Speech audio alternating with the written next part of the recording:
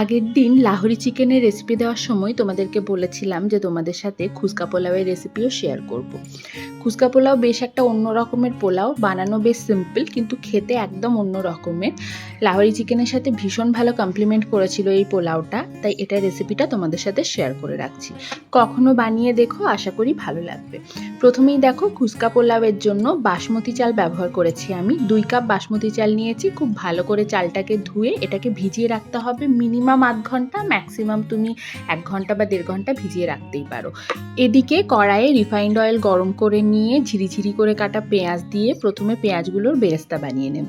এই পেঁয়াজের বেরেস্তাটা আমাদের একদম শেষে লাগবে, তাই এটাকে একটা পাত্রে সরিয়ে রাখলাম। এবার যে তেলটা আছে সেটা অনেকটা বেশি, তাই তেলটাকে একটু কমিয়ে নিলাম। তারপর তেলের মধ্যে ফোড়নে দিয়ে দিচ্ছি গোটা গরম মশলা আর তেজপাতা। তারপর দিয়ে দিচ্ছি কাজু আর কিশমিশ। কাজু কিশমিশটাকে একটু ভেজে নিয়ে এর মধ্যে দিয়ে দিচ্ছি কড়াইশুঁটি। আমার কাছে ফ্রোজেন কড়াইশুঁটি ছিল তাই ব্যবহার করেছি, যদি তোমাদের কাছে না থাকে স্কিপ করে দেবো।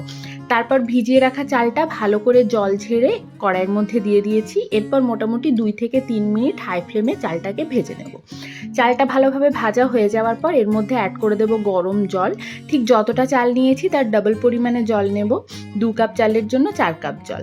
তারপর স্বাদ মতো নুন দিয়ে ভালো করে নাড়াচাড়া করে এটাকে একবার ফোটার জন্য অপেক্ষা করব। যখন চালটা একবার ফুটে যাবে তখন গ্যাসের ফ্লেম মিডিয়াম টু লোতে করে ঢাকা দিয়ে এটাকে কুক হতে দেব মোটামুটি 4 থেকে 5 মিনিটের মতো। 4 মিনিট পর খুললে পরে দেখো এখনো অবধি কিন্তু একটু জল রয়েছে। এই সময় একটু নাড়াচাড়া করে নিয়ে 1 চামচের মতো চিনি দিলাম, কারণ খুস্কা পোলাওয়ে খুব বেশি মিষ্টি ভালো লাগে না। তারপর ভালো করে মিশিয়ে নিয়ে আবার ঢাকা দিয়ে এটাকে আরও 3 থেকে 4 মিনিট রান্না হতে দেব। দেখো জলটা একদম শুকিয়ে গেছে। এই অবস্থাতে এর মধ্যে ওপর থেকে দিয়ে দেব কেশর ভেজানো দুধ। গরম দুধের মধ্যে, গরম মানে ঈষদুষ্ণ দুধের মধ্যে কেশর ভিজিয়ে রেখেছিলাম সেটা দিয়ে দিলাম। আর তার সাথে দিয়ে দিলাম আগের থেকে রেডি করে রাখা বেরেস্তাটা। তার ওপর দিয়ে দেব সামান্য একটু ঘি, ওই 2 থেকে 3 চামচের মতো। ভালোভাবে চারদিকে ছড়িয়ে দেব। নর্মালি খুস্কা পোলাওয়ে একটু গোলাপ জলও যায়, তবে আমার পার্সোনালি গোলাপ জলের গন্ধ ভালো লাগে না, তাই আমি স্কিপ করেছি। 6 থেকে 10 মিনিটের মতো স্ট্যান্ডিং টাইমে রেখে তারপর একদম গরম গরম সার্ভ করে দাও। দেখো ঠিক কতটা ঝরঝরে এই পোলাওটা হয়েছে। খেতেও বেশ অন্য রকমের এবং ভীষণ ভালোই লাগে বলতে গেলে। একবার ট্রাই করা তো অবশ্যই যেতে পারে।